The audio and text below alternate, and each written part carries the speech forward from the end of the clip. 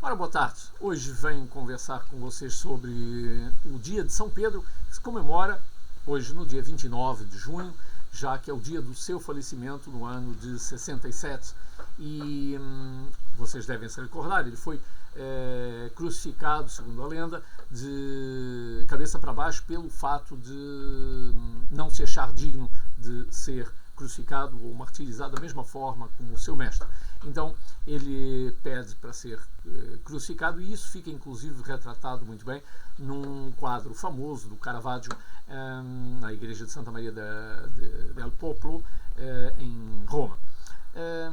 Tem depois um outro quadro também famoso dele, para quem já foi ou pensa visitar a mesma igreja, que é a conversão a caminho de Damasco.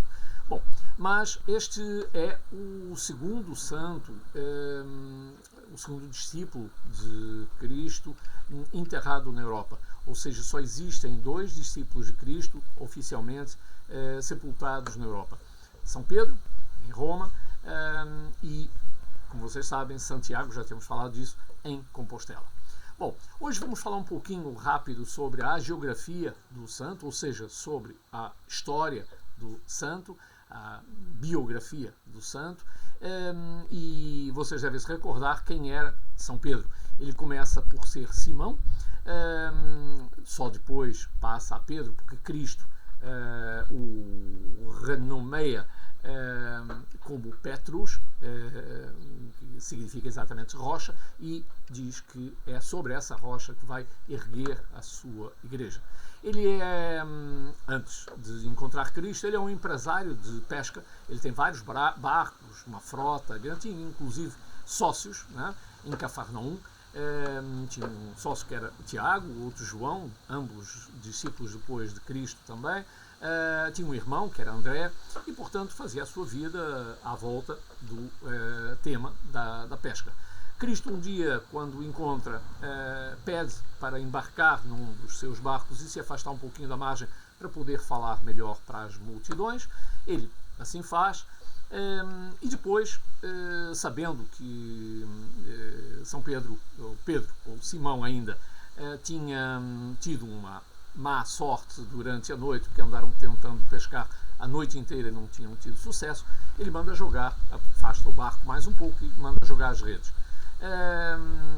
Simão não confia muito naquilo que Cristo lhe diz, e diz que, ou reitera, que a noite tinha sido péssima. Cristo insiste, ele joga, e a quantidade de peixe, segundo reza a lenda, foi tão grande que tiveram que vir os outros sócios, os outros barcos, o irmão, enfim, houve uma quantidade anormalmente grande de peixe, digamos, para todo mundo. Portanto, esse foi, digamos, o primeiro milagre. Ele era conhecido por ser uma pessoa muito desconfiada, muito tíbia, e tanto que há aquela passagem que vocês também se devem recordar, de Cristo lhe dizer para andar sobre as águas, e ele começa, mas acaba afundando, exatamente por não ter fé, ou não ter a quantidade de fé necessária. Isso depois também se manifesta, o fato de ele ser meio tíbio, mais tarde, depois já da vida de Cristo, quando ele nega o conhecimento do seu mestre no dia da sua prisão. Ele nega inclusive 3 vezes, até que o galo o faça lembrar da sua fidelidade, e ele obviamente se arrepende, mas isso é retratado inclusive nos 4 evangelhos do Novo Evangelho, os quatro evangelhos. Portanto, essa passagem. Bom, mas seja como for, ele tem um mérito de largar tudo e seguir Cristo, o que faz dele depois o principal discípulo.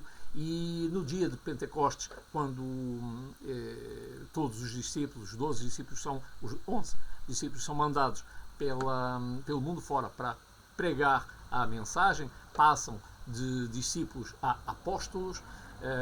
Apóstolo é uma palavra que deriva do grego de apostoloi, ou seja, de mensageiro, né? Então eles são enviados para todo lado. O que ocorre com Pedro? Ele vai de Jerusalém para Antioquia primeiro, depois para Roma, onde funda a Igreja Católica, já com Paulo, e torna-se dessa forma o primeiro bispo, na época, mais tarde chamado de Papa, e, portanto, o primeiro líder da Igreja. Bom, essa é mais ou menos a geografia de São Pedro. Ele tem essa sua data marcada neste dia, não por acaso.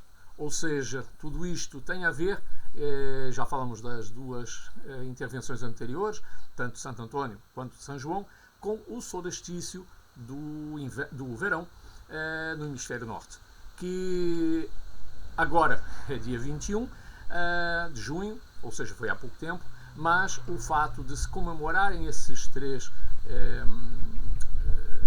santos nesta data não é por acaso, está exatamente agarrado ao dia 21, ou seja, ao dia do solstício. Já foram feitos ao longo dos anos algumas correções, o solstício já, a festividade do solstício já ocorreu no dia de Santo Antônio, depois foram corrigindo e, portanto, daí essas variações. Mas isso para explicar que os santos populares têm exatamente os seus dias marcados pelo solstício de verão, no hemisfério norte, naturalmente, que é onde nós estamos, onde eu estou.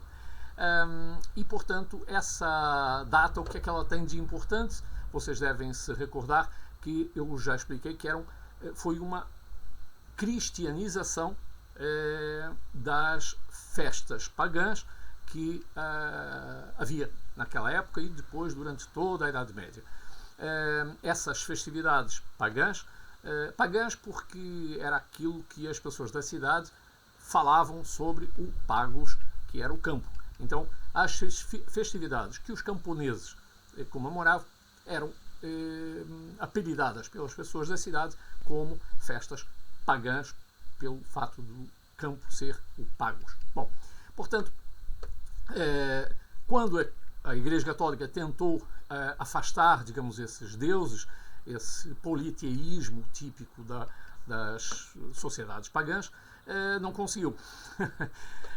Porque as pessoas, apesar de irem à igreja, apesar de se terem convertido ao cristianismo, continuavam fazendo os seus rituais de levar os animais para serem enfeitados, abençoados pelos deuses, para, nesta época da virada da primavera para o verão, terem as suas colheitas, as suas sementes, os seus animais férteis e, portanto, estarem esperando que no final do verão tivessem, obviamente, uma boa colheita e várias crias dos seus animais.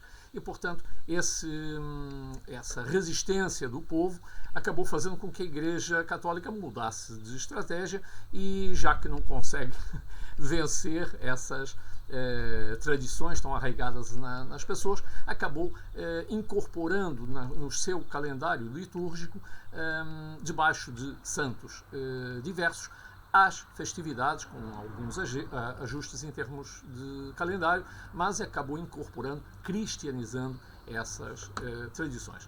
Então, esse é o motivo pelo qual nós comemoramos os santos populares, os três, nesta época, ou seja, agarrados aqui um pouquinho antes, um pouquinho depois do solstício de verão que ocorreu agora no dia 21. E São Pedro tem este dia também agarrado à sua tradição, ou à tradição de ter sido pescador, e, portanto, todas as cidades piscatórias têm em São Pedro, ou revêem-se em São Pedro, como o santo padroeiro, aquele a quem, nos momentos de aflição, eles mais se agarravam. E, portanto, é normal vermos em Portugal, não é exclusivo só das cidades do litoral, existem muitas também no interior que têm São Pedro como seu padroeiro, mas a comemoração de São Pedro tem, obviamente, a ver com o passado de pescador dele, que passou depois, vocês veem na iconografia, passou a ser, com a rede, pescador de homens, né? E tem também as chaves do céu, pelo fato de Cristo ter fundado a igreja sobre Pedro, sobre essa pedra, e dessa forma lhe ter entregue ou confiado as chaves do paraíso. Então, espero que tenham gostado estes minutos sobre São Pedro e que tenham um feliz dia de São Pedro e que comemorem em tranquilidade, em saúde e em família. Obrigado e até amanhã.